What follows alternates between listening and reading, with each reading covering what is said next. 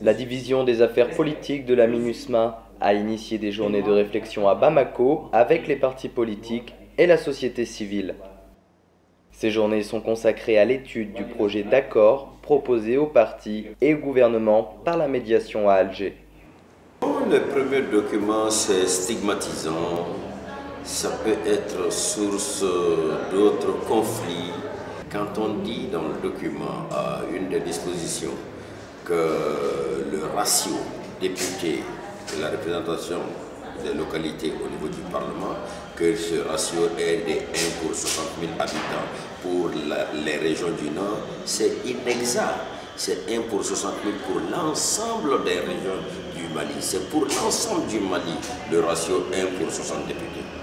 Mais dans la pratique, quand on voit aujourd'hui Kidal, et en appliquant ce ratio, vous verrez que le nombre de députés que Kidal a aujourd'hui, Kidal n'aurait pas ce nombre de députés si ce ratio était respecté. Quand on amène dans un tel document la notion de représentation pratiquement ethnique et régionale, le Mali n'a jamais connu ça. De mettre cela dans un document, ça nous fait penser un peu à la domination d'une ethnie sur les autres qu'on a connue dans certains pays de l'Afrique centrale. Non, ce document n'est pas un document qui va nous amener à la paix. Peut-être si ce document reste tel, c'est un document qui va ensemencer les graines d'une autre crise.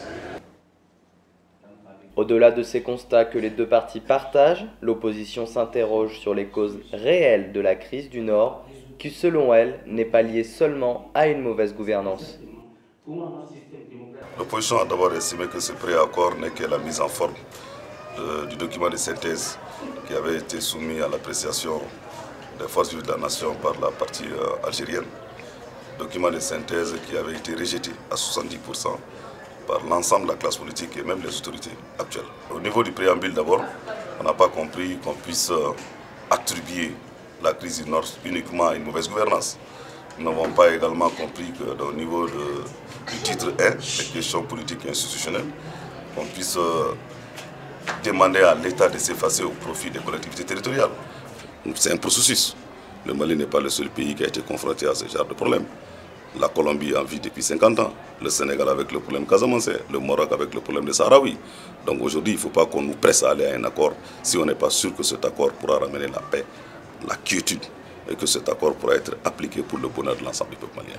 Ces journées de réflexion se tiennent au moment où le Mali connaît une recrudescence de la violence. La reprise des discussions est prévue courant du mois de janvier à Alger.